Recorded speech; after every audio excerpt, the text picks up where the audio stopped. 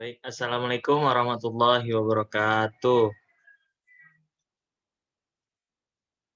Kami dari kelompok satu yang terdiri dari anggota yang pertama Retno Kurnia, yang kedua Hari Ahmad Batistuta, yang ketiga Alwi Muhammad, yang keempat Dewi Arum, yang kelima Farid Hidayat akan mempresentasikan materi pertama dari mata kuliah metode penelitian hukum, yakni mengenai hukum dan penelitian.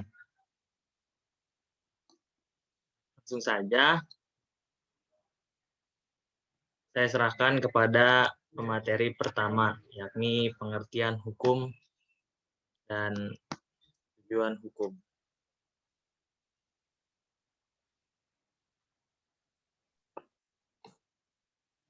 Baik, di sini pengertian dari hukum adalah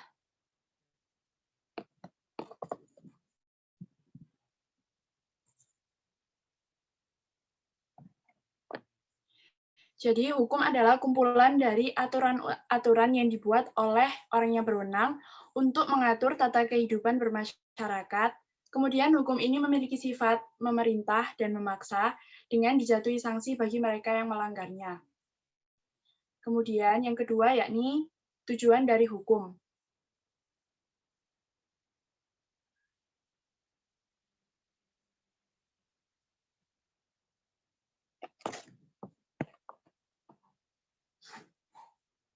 Tujuan dari hukum secara garis besar adalah mengatur tata tertib dalam masyarakat secara damai dan adil, yang berarti untuk mencapai kedamaian hukum harus diciptakan hukum yang adil.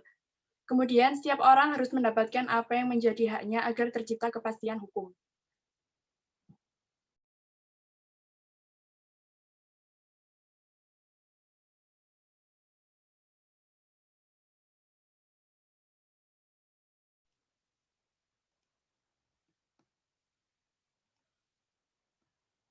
Baik, selanjutnya materi mengenai pengertian penelitian. Baik, kemudian saya akan melanjutkan tentang pengertian penelitian. Di sini pengertian penelitian yaitu adalah suatu kegiatan pengumpulan atau juga pengolahan, analisis dan penyajian data yang dapat kita lakukan secara sistematis dan juga objektif, yang dimana untuk memecahkan suatu persoalan atau juga bisa menguji suatu hipotesis untuk mengembangkan prinsip-prinsip umum. Di sini saya mengutip sebuah definisi dari salah satu pakar, yaitu dari Velin, Tripodi, dan Meyer, menjelaskan bahwa penelitian merupakan suatu cara yang sistematik yang bertujuan untuk meningkatkan, memodifikasi, dan juga mengembangkan pengetahuan sehingga dapat disampaikan atau juga dikomunikasikan serta diuji oleh peneliti lain. Sekian, terima kasih.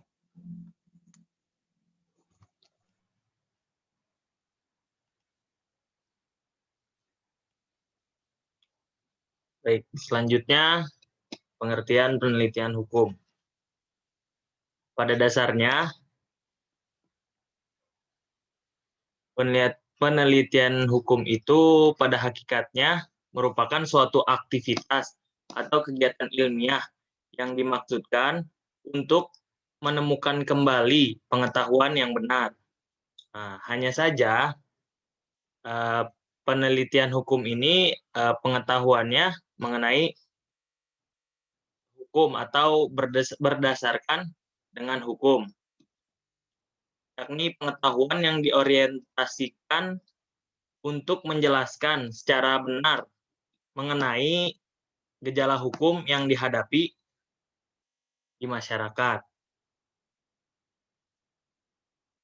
Adapun pengertian penelitian hukum menurut para ahli, yang pertama, menurut Suryono Sukanto dalam bukunya, beliau berpendapat penelitian hukum adalah suatu kegiatan ilmiah yang didasarkan pada pemikiran tertentu yang bertujuan untuk mempelajari suatu gejala hukum tertentu dengan menggunakan proses analisa.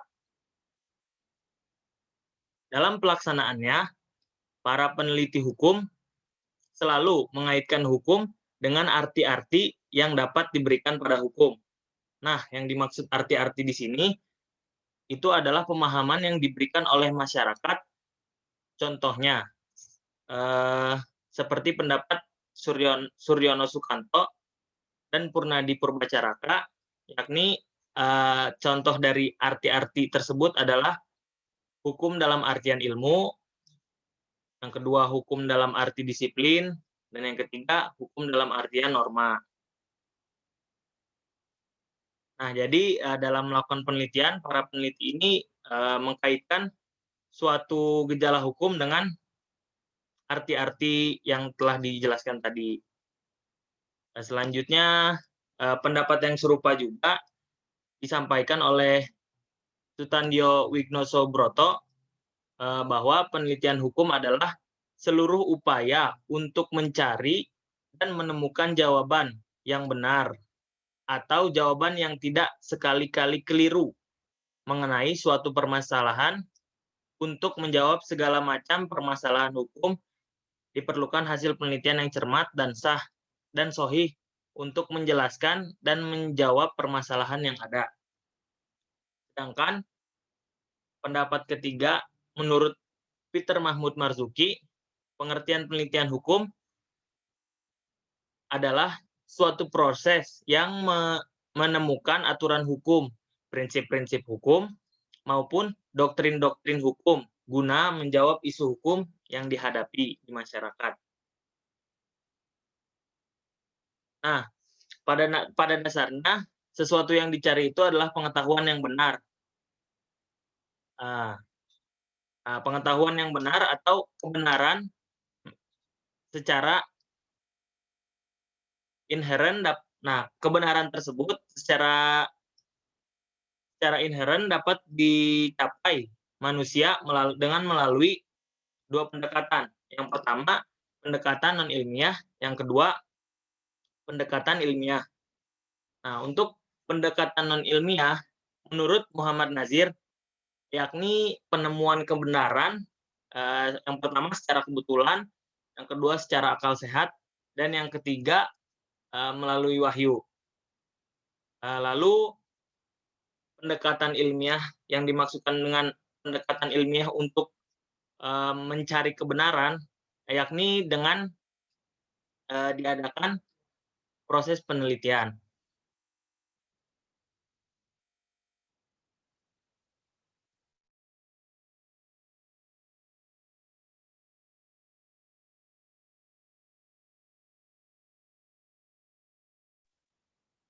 Selanjutnya, macam-macam penelitian hukum. Baik, selanjutnya macam-macam penelitian hukum. Di sini ada 5 macam. Yang pertama ada dari sudut sifat. Dari sudut sifat ini juga ada 3. Yang pertama penelitian eksploratoris, di mana suatu penelitian yang dilakukan untuk memperoleh keterangan, penjelasan, dan data mengenai hal-hal yang belum diketahui. Penelitian ini bertujuan untuk memperdalam pengetahuan mengenai suatu gejala tertentu atau untuk mendapatkan ide-ide baru mengenai suatu gejala tersebut. Jadi penelitian ini dilakukan jika pengetahuan tentang suatu gejala yang akan diselidiki masih kurang atau bahkan tidak ada. Kemudian yang kedua itu penelitian deskriptif. Penelitian ini bertujuan menggambarkan secara tepat sifat-sifat suatu individu, keadaan, gejala, atau kelompok tertentu, atau untuk menentukan ada tidaknya hubungan antara suatu gejala dengan gejala lain dalam masyarakat. Contohnya, kesadaran hukum pengemudi mobil terhadap peraturan lalu lintas di sungai penuh. Masalah yang dapat dikemukakan adalah faktor-faktor apakah yang menyebabkan tingginya angka kecelakaan lalu lintas angkutan di sungai penuh. Yang ketiga, penelitian eksplanatoris. Penelitian ini bertujuan menguji hipotesis tentang ada tidaknya hubungan sebab akibat antara berbagai variabel yang diteliti.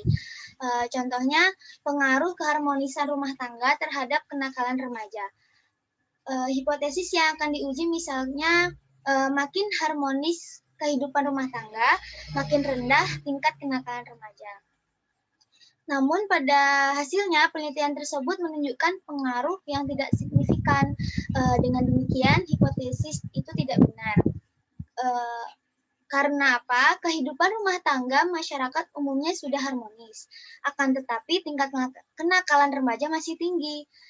Jadi ada faktor lain yang menyebabkan yang menjadi penyebab kenakalan remaja seperti faktor lingkungan, faktor kurangnya pemahaman tentang agama dan sebagainya. Kemudian macam-macam yang kedua itu dari sudut bentuk. Di sini juga ada 3. Yang pertama penelitian diagnostik.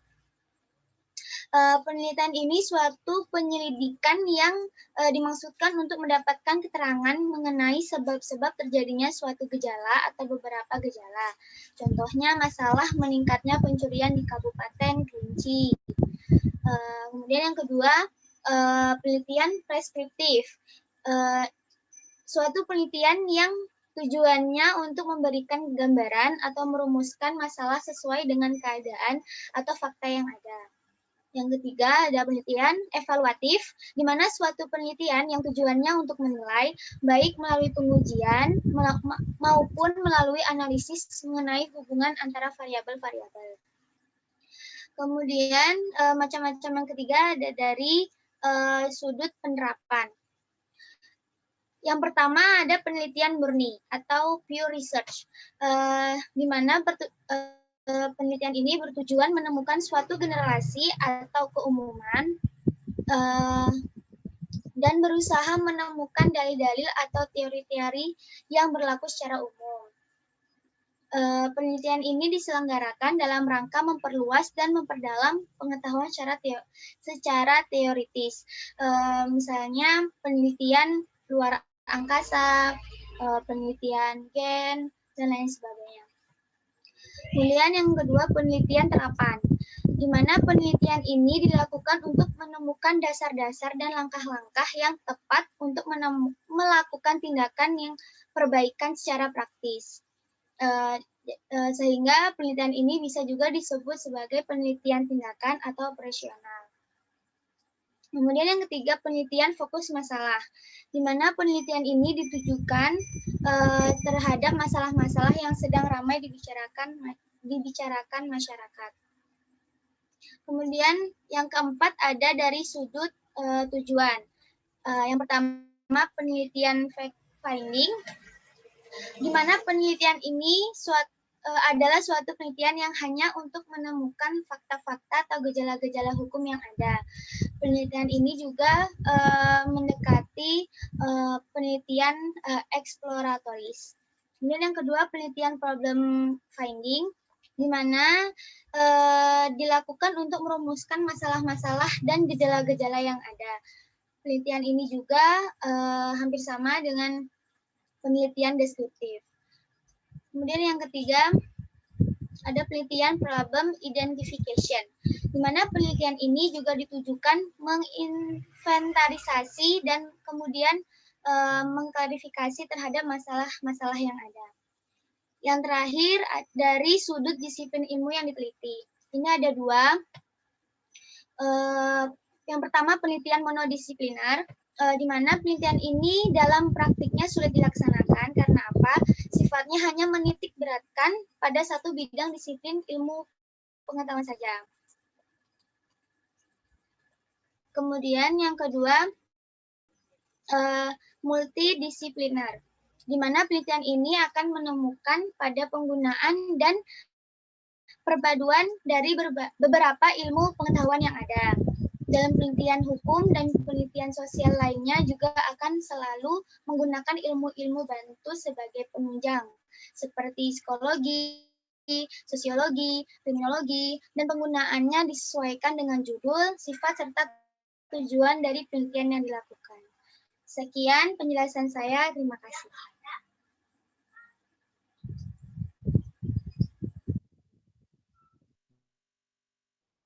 Baik, selanjutnya adalah tujuan penelitian hukum.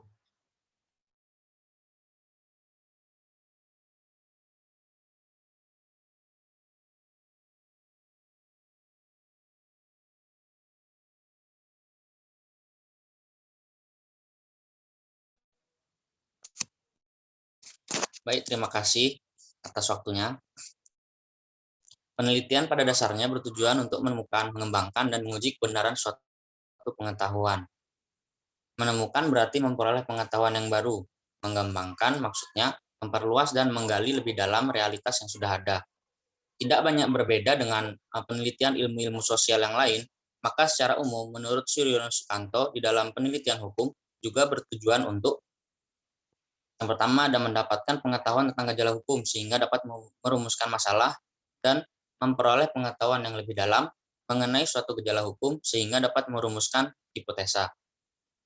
Poin yang kedua, untuk mengembangkan secara lengkap aspek hukum dari suatu keadaan, perilaku pribadi, dan perilaku kelompok. Nah, yang poin ketiga, mendapatkan keterangan tentang frekuensi peristiwa hukum dan memperoleh data mengenai hubungan antara suatu gejala hukum dengan gejala yang lain, atau yang biasa berlandaskan hipotesa. Nah, poin yang keempat, menguji hipotesa yang berisikan hubungan-hubungan sebab akibat harus didasarkan pada hipotesa. Nah, di samping tujuan-tujuan umum tadi, secara garis besar tidak jauh berbeda dengan penelitian ilmu sosial yang lain, maka pada penelitian hukum terdapat tujuan-tujuan tertentu yang dapat membedakan dari tujuan penelitian ilmu sosial yang lain. Secara khusus, tujuan penelitian hukum adalah sebagai berikut. Khususnya ada mendapat asas-asas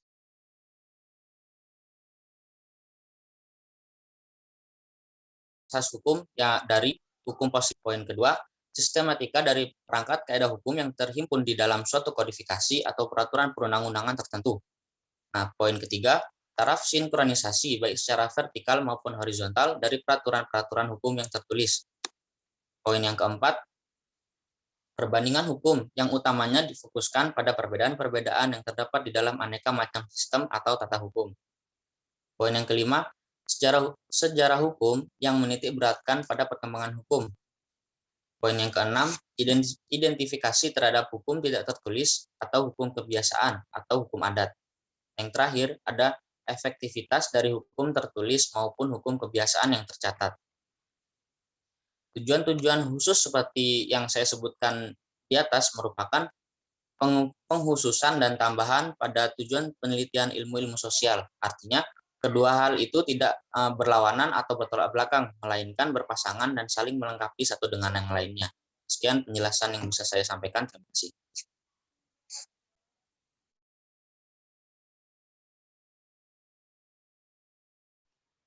Baik, terima kasih kepada para anggota kelompok 1 yang telah mempresentasikan mengenai hukum dan penelitian hukum. Mungkin selanjutnya dapat didiskusikan di grup WhatsApp kelas Medpen Hukum. Terima kasih dari kami, kurang lebihnya mohon maaf. Assalamualaikum warahmatullahi wabarakatuh.